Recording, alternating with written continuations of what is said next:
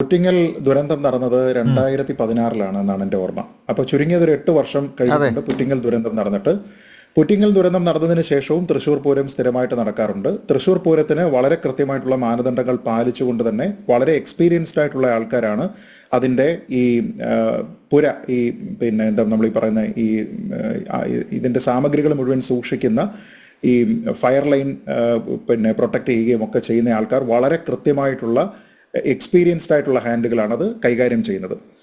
തന്നെയുമല്ല, പൂരവുമായി ബന്ധപ്പെട്ട് തൃശ്ശൂർ പൂരവുമായി ബന്ധപ്പെട്ട് വളരെ കൃത്യമായിട്ടുള്ള ഗൈഡ് ലൈനുകളുണ്ട്. അതായത് ഫയർ ലൈനിൽ നിന്ന് 100 മീറ്റർ മാറി ബാരിക്കേഡ് വെച്ചതിന് ശേഷം അങ്ങോട്ട് മാത്രം ആൾക്കാരെ വെക്കുക എന്നുള്ള ഒരു മാനദണ്ഡമുണ്ട്. അത് ഈ വർഷമൊന്നുമല്ല, അത് പതിവായിട്ട് ആ ഒരു മാനദണ്ഡം അനുസരിച്ച് തന്നെയാണ് അവിടെ കാര്യങ്ങൾ ചെയ്യുന്നത്. കഴിഞ്ഞ വർഷവും അങ്ങനെ തന്നെയാണ്. എന്തെങ്കിലും തർക്കം ശ്രീ ജയരാജൻ ആ കാര്യത്തിൽ ഉണ്ടെങ്കിൽ എല്ലാ വർഷവും വളരെ കൃത്യമായിട്ട് പൂരത്തിന്റെ മുന്നൊരുക്കങ്ങൾ നടത്തുന്ന ഡീറ്റെയിൽസ് മുഴുവനും PRD വെബ്സൈറ്റിലുണ്ട്. ഈ വർഷത്തേതും കഴിഞ്ഞ വർഷത്തേതും 2022 എല്ലാം ഉണ്ട്. ഞാൻ മൊത്തം എടുത്ത് വായിച്ചു നോക്കിയതാണ്.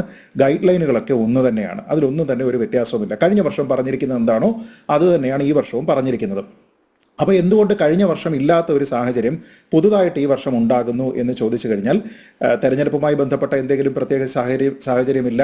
തന്നെയുമല്ല, ഈ പ്രശ്നങ്ങളെല്ലാം ഉണ്ടായിരിക്കുന്നത് ഇവിടെ നമ്മൾ ഈ പറഞ്ഞ പോലെ ഫയർ ലൈനിലല്ല.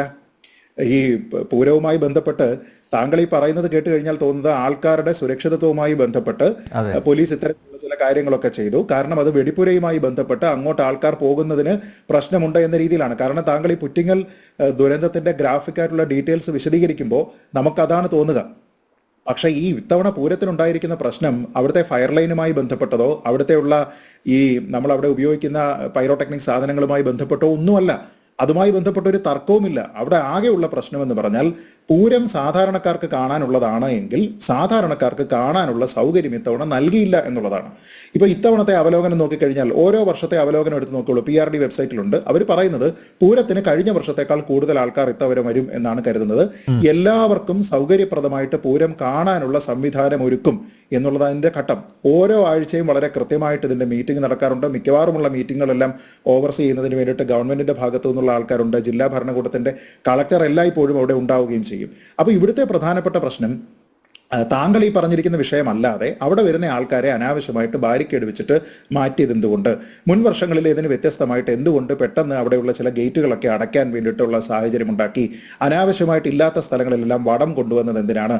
ഈ കഴിഞ്ഞ വർഷവും ഈ വർഷവും എല്ലാം തന്നെ ചൂടിന്റെ സാഹചര്യം പരിഗണിച്ചുകൊണ്ട് വളരെ കൃത്യമായിട്ട് പറയാറുണ്ട്, ഈ ആനകൾക്കും മറ്റും വെള്ളം കൊടുക്കുന്ന കാര്യത്തിലൊന്നും തന്നെ യാതൊരു വിധത്തിലുള്ള ഉപേക്ഷയും വിചാരിക്കാൻ പാടില്ല എന്നൊക്കെ പറഞ്ഞ് ഇപ്പൊ തന്നെ വന്നിരിക്കുന്ന ഏറ്റവും ഉയർന്നിരിക്കുന്ന ഒരു ആരോപണം എന്ന് പറയുന്നത് ആനയ്ക്ക് വെള്ളം കൊടുക്കാൻ പോയ സമയത്ത് അവിടെ അങ്ങനെ ഉണ്ടായിരുന്ന ആൾക്കാരെ കയ്യേറ്റം ചെയ്തു തുടങ്ങിയ കാര്യങ്ങളൊക്കെയാണ്.